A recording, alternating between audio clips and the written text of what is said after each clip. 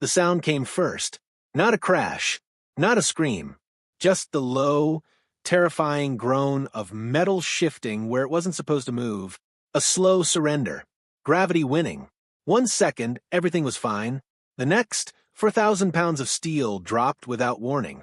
He didn't have time to react. He didn't have time to think. The jack stand slipped, the frame shifted, and the car came down hard enough to rattle the concrete beneath it. Pinned underneath was a man who had spent his entire life believing one thing: if something breaks, you can fix it. His 12-year-old son watched it happen. That moment didn't end with an ambulance or a headline. It ended quietly in shock, with bruises instead of broken bones. But what it destroyed wasn't visible. Something far deeper cracked open. Because for the first time, skill wasn't enough. Experience wasn't enough. Grit didn't matter.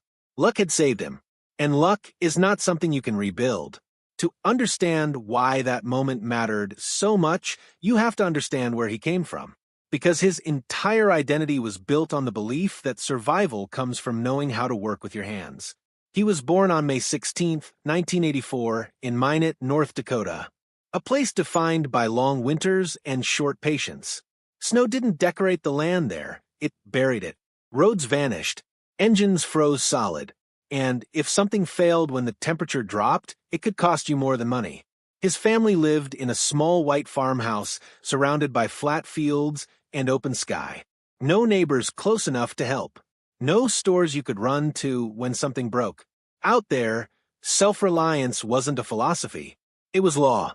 His father farmed the land the same way his father had before him. Long hours, frozen mornings, machinery held together by knowledge more than parts. There were no warranties, no replacements, only repairs. If equipment broke, you didn't curse it. You fixed it. If you couldn't fix it, you figured out why. Those lessons started early. By the time most kids were learning how to read, he was learning how things came apart.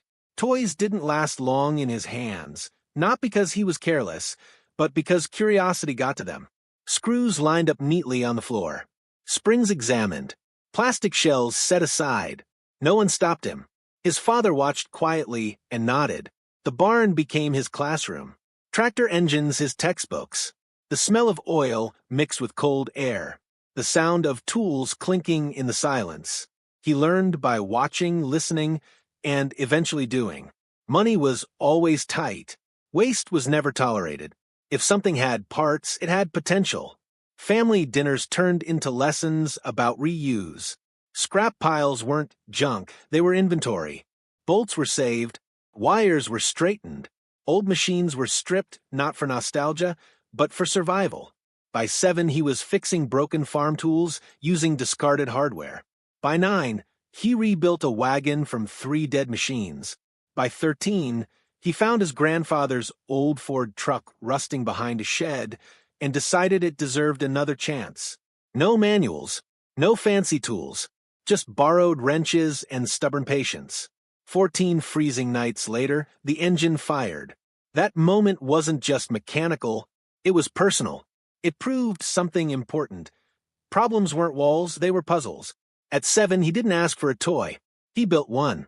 A go-kart made from a baby stroller frame and a lawnmower engine. It cost less than $10. It rattled. It looked ridiculous, but it moved.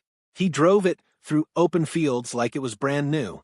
And once you build one thing, you start thinking about the next. By high school, he stood apart.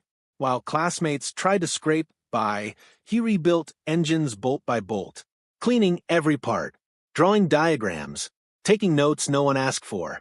He didn't do it for praise. He did it because understanding mattered more than speed. When money ran out, he bought broken cars. When parts were too expensive, he went to junkyards. When a welding mistake fused his finger to metal at 17, he didn't quit. He studied safety, learned from pain, adjusted. After graduation, he enrolled in automotive technology classes. Most students left when the clock hit quitting time. He stayed, cleaning parts until midnight, cataloging bolts, reassembling engines with surgeon-level precision. He wasn't fast. He was exact. That habit slow, methodical, deliberate, would become his signature long before anyone knew his name. Then came the military. At 18, he joined the U.S. Army. They trained him not as a mechanic, but as an information technology specialist, satellite systems, communications, systems that had to work no matter what. Long shifts, high pressure, no room for panic. Then Iraq. At 20 years old, he found himself on patrol near Baghdad when a convoy vehicle lost power. No time, no cover. Failure wasn't an option. While others froze, he crawled underneath, traced wires by flashlight, found a fried relay, bypassed it with scraps and hand tools. The vehicle moved. Lives moved with it. Later, he wrote, simple diagnostic software soldiers could use in the field. Built custom wiring harnesses from scavenged parts. Fixed machines that weren't meant to be fixed outside a shop. Word spread. When things went wrong, they called him. When he came home at 23, he carried discipline, calm, and a refusal to panic. He bought a rusted Camaro and rebuilt it in his parents' driveway. Cold nights, frozen hands, every bolt cleaned, every wire redone. That effort paid off. At a dealership, he tore through transmissions others avoided. Hundreds of them. Difficult models. Tight tolerances. He didn't rush. He didn't guess. He studied where others quit. By 26, he was managing teams. By 30, he was leading operations across regions. He introduced systems that reused salvaged parts, not because it was cheaper, but because it was smarter. Costs dropped. Trust grew. Morale climbed. Executives noticed. By 30, he was CEO. Then came the betrayal. Late nights. Financial reports that didn't sit right. Numbers that whispered something was wrong. He didn't hand it off. He dug in himself. Fake invoices. Phantom vendors. Hundreds of thousands gone. The thief wasn't an outsider. It was his CFO. Instead of burying it, he acted. Tracked the money. Recovered most of it. Fired the culprit. Pressed charges. Told his team everything. That moment changed how people saw him. Not just a leader, but a protector. Still, something inside him was breaking. Boardrooms, politics, pressure, endless decisions. The man who could fix engines felt stuck in systems that couldn't be repaired with a wrench.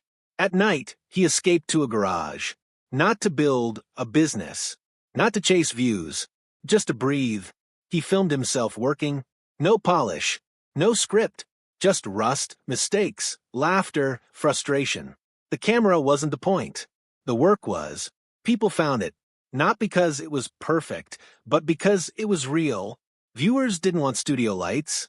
They wanted honesty, grease-stained hands, problems that didn't resolve neatly. The audience grew quietly.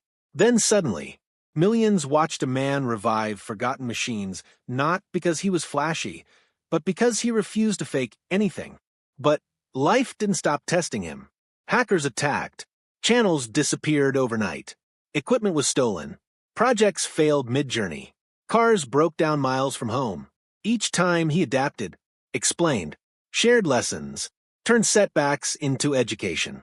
Then came the moment that changed everything. Late 2023. Cold concrete. Rusted exhaust bolt. Oil slick beneath him. One careless shift. The jack stand slipped. 4,000 pounds dropped. Pinned. Trapped. His son watched. Somehow he pulled free. No broken bones. No headlines. But something inside shattered. That night, the family sat together in silence. Then decisions were made. No more shortcuts. No more rushing. Safety before content. Life before deadlines. Upload slowed. The tone shifted. People speculated. Burnout. Disappearance. The truth was simpler. He wanted to live. From that point on, every build changed. Jack stands doubled. Wheels chalked. Movements deliberate. He never said, "I almost died." He didn't have to. The message was clear. Later projects focused less on chaos and more on intention. Even when engines seized or parts failed, he walked viewers through every mistake, not to entertain but to teach. Not about speed, about doing it right. By 41, the numbers were staggering. Millions of followers, millions in value, thousands of machines brought back from the dead. But none of that mattered as much as the sound of his kids laughing while handing him tools. They weren't extras. They were learning. His wife wasn't behind the scenes. She was beside him. That rhythm, that unpolished family noise, was the real connection. Not content. Life. When he teased a book, it wasn't about winning races. It was about fear, pressure, healing, knowing when to slow down. He wasn't stopping. He was changing lanes. And when he talked about giving back, about funding scholarships for kids from the same frozen town he came from, it felt complete. Because, in the end, this was never a story about cars. It was about a man who learned that fixing machines is easy. Fixing yourself is harder. And making it home at the end of the day, that's the only win that truly matters.